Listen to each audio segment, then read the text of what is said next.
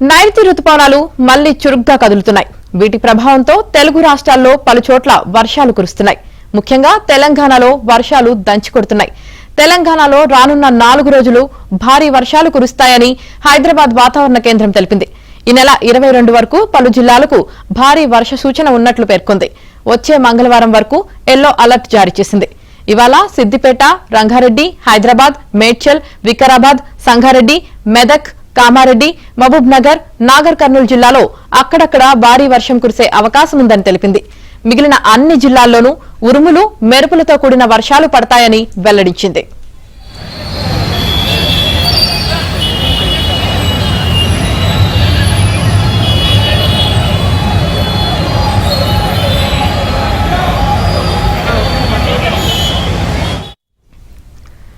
హైదరాబాద్ లో నిన్న భారీ వర్షం కురిసింది. ఈ సీజన్ లో ఇప్పటి వరకు కురిసిన అత్యధిక వర్షపాతం ఇదేనని వాతావరణ శాఖ అధికారులు తెలిపారు.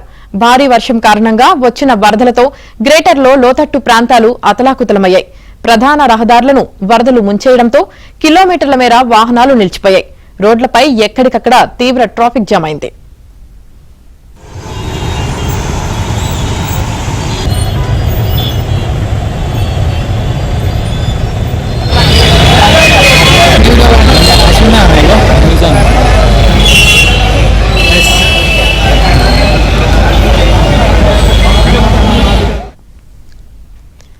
సాయంత్రం విధులు ముగించుకుని ఇళ్లకు వెళ్లే ఉద్యోగులు 2 నుంచి 3 గంటల పాటు ట్రాఫిక్ లో ఇరుక్కుని తీవ్ర ఇబ్బందులు పడ్డారు.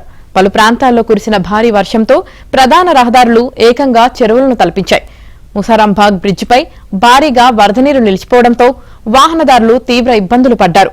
బేగంపేట, మయూరి మార్గ్లోని కుత్బుల్లాపూర్, వాజ్పేయి నగర్లో పలు ఇళ్లలోకి వరద నీరు వచ్చి చేరింది.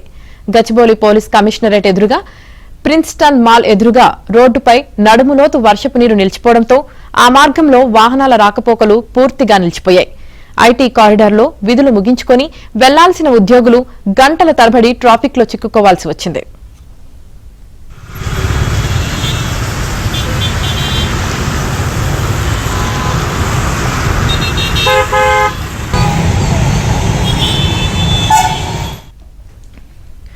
వరద నీటిలో చిక్కుకున్న వారిని హైడ్రా విపత్తు స్పందన బృందాలు బోట్లో బయటకు తీసుకువచ్చాయి.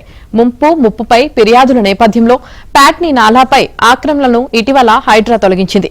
ఓ ఇంటి యజమాని అడ్డుకోవడంతో పనులు నిలిచిపోయాయని హైడ్రా వర్గాలు చెబుతున్నాయి. ఇదే ముంపునకు కారణమని పేర్కొన్నారు. హైడ్రా కమిషనర్ రంగనాథ్ ప్యాట్నీ ముంపు ప్రాంతాలను పరిశీలించారు.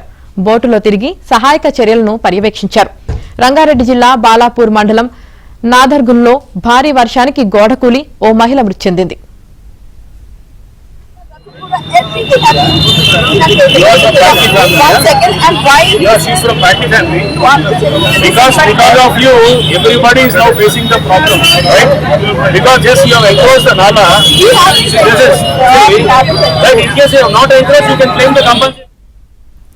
హైదరాబాద్ లో భారీ వర్షం నేపథ్యంలో అధికారులు అప్రమత్తంగా ఉండాలని ముఖ్యమంత్రి రేవంత్ రెడ్డి ఆదేశించారు.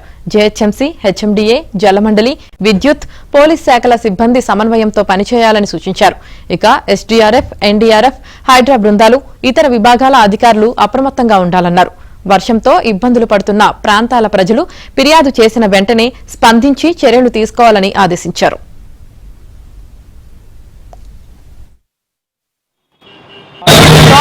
And secondly, if only this area was the problem, why Imannagar, Raghupura, everything has been inundated? 1 second, and why? She's from Patni family. Because